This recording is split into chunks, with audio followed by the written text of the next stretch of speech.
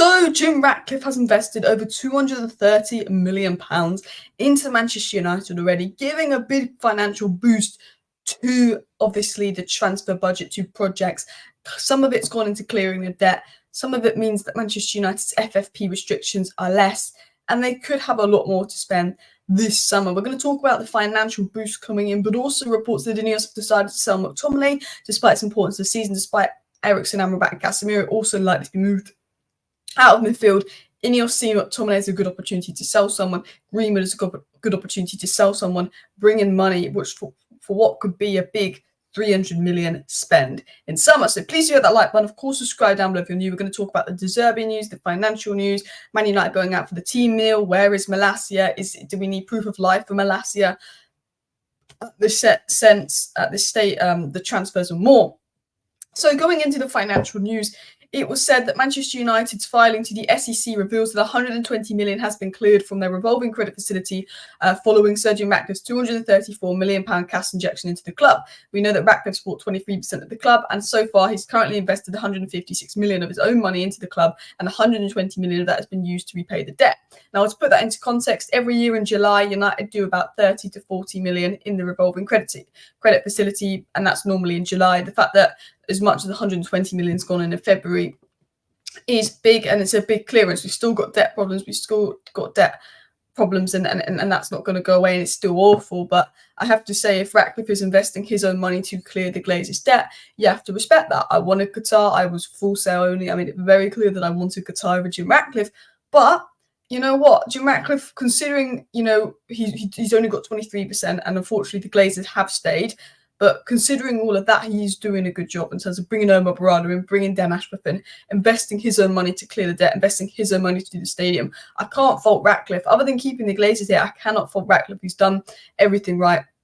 And you have to give him credit to that. You have to give him credit to that, because when we got Ratcliffe and I was really concerned. I thought keeping the Glazers here, I thought it was going to be a situation where he wouldn't get much power and his money would just be used by the Glazers. But I guess that kind of sounds silly, because surely Ratcliffe wouldn't spend that much money to buy United if he was going to be given no power or control to change things. But sort of going into some of the rumours. So it was said that because of Jim Ratcliffe's cash investment, that United will have £90 million transfer boost. So £90 million on top of our original budget because of FFP, the 120 million invested plus the 30 million FFP thing. Means it's about 90 million more to spend in the summer. That's what some reports are saying. They're also saying that 11 players could be sold this summer to basically boost the budget, and that United will naturally downplay their budget, but they could have up to 300 million to spend this summer. So United probably will say they've got 100 to 120 million to spend, but Ratcliffe could allow us to spend 200 million, and if we make 100 million in sales, we could spend 300 million pounds. And I want to break this down. Well, I've got the wrong slide up, but let me get through this likely sales news first before I get into that slide. It was said that Manchester United see Scott McTominay as replaceable and hope West Ham come back from him in the summer. I agree. I think Scott McTominay, we've got to sell him this summer. He's had a good season. His value should still be 30 to 40 million pounds.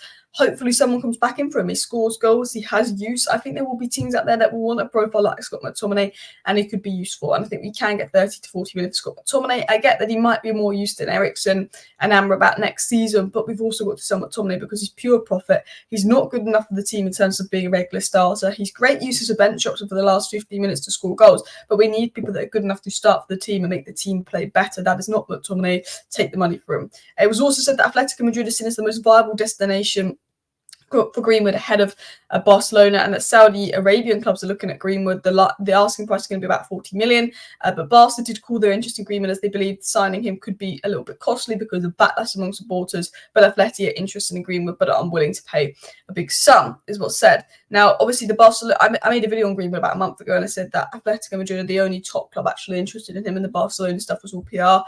Paul Hurst is saying the same. Spanish clubs will be interested in Greenwood. Not as many as what's being made out. A lot of it is PR from Greenwood's side because it originally comes from the Sun and they speak to Greenwood's dad, who's Greenwood's agent.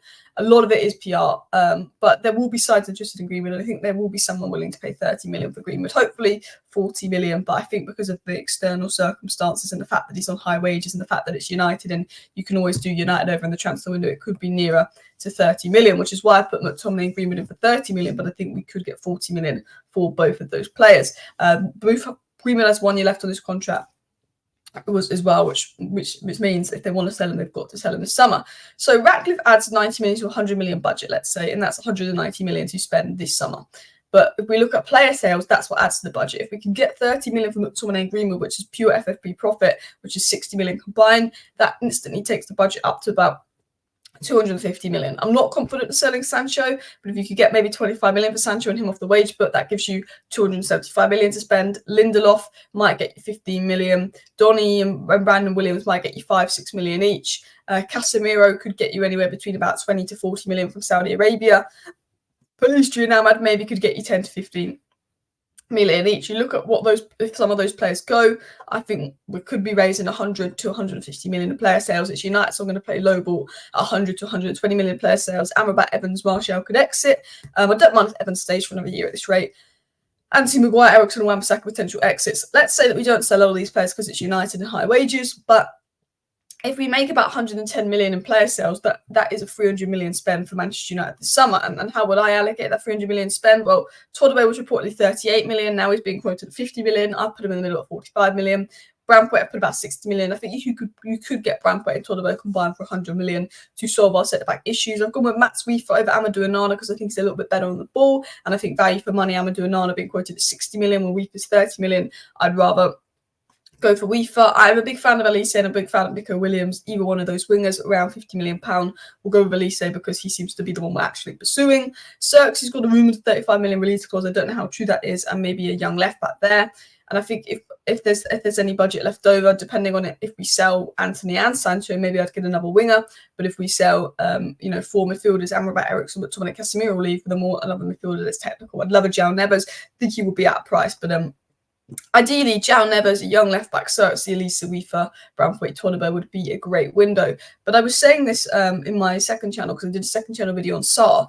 Tottenham Hotspur got Sarr from Metz 2 years ago for about 14 million. They got a Doggy 2 seasons ago for about 12 million or something. These unknown players left them on their clubs on loan for a year, then integrate them into the squad. They've got Lucas Bergvall this January, and he's staying out on loan for the year in Sweden. He's a fantastic player as well.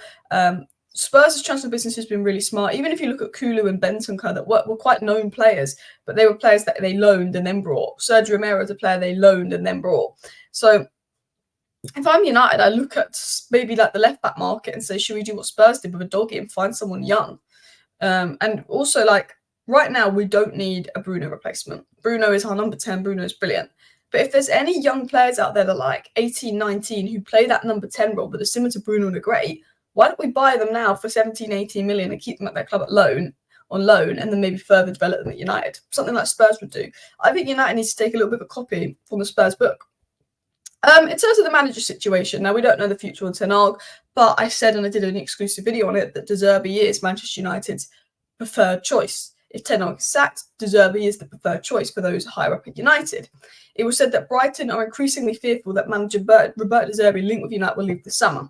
I think De Zerbi will leave Brighton this summer. He's been linked to Liverpool, he's been linked to Manchester United, he's been linked to Chelsea, he's been linked to Barcelona.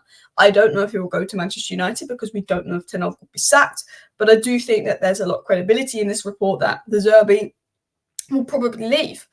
He might go to Liverpool. He might go to United. If United want Ten Hag sacked, apparently he is first choice from what I'm hearing. Omarada, Dan Ashworth rate him highly. Now, going into the final story, Manchester United went out for a team bonding meal ahead of the Liverpool game, which is good to see. I wish we do more of this stuff. Team bonding, team chemistry, so important. I think getting the dressing room on side. And there was pictures of everybody. Mount is there, Rashford was there. Everyone sort of attended the team meal. But I don't know if you guys could, but I couldn't find any pictures of Tyrone Malacia. Even if he's injured, you'd think he'd be going to the team meal like Mason Mount is. I need some proof of life for Tyrone Malacia right now. And do you know what I mean? Where is he? Where is he? Because he's been out all season. Ten Hag was told he can't keep Reguilon because Tyrone Malacia's come back in January. He's not posted on social media. He's not been anywhere, Malacia, as well. It's crazy as well. There was also reports coming out in terms of the left-back situation that Harry Amas has got a strong chance of being included in the pre-season tour because of the fitness issues over Luke Shaw and Tyrone Malacia. While Harry Amas is unlikely to play for United this season, he's definitely looking to have involvement next season in pre-season there as well. Also, Willie Kambala and Amari Thorson have been given their Premier League debut balls as gifts as well. So big up to them as well. And I have to say, it hasn't been the best season from Manchester United, but the development of the academy and the under-18s and how many academy stars come through is always great as well. You know, Nick Cox has done an absolutely fantastic job with the academy, and you got to praise United where praising is due. And I think we have to praise the academy as well. Anyway, thank you for watching, guys. Please do hit the like button. Please do subscribe. See you next time. Bye.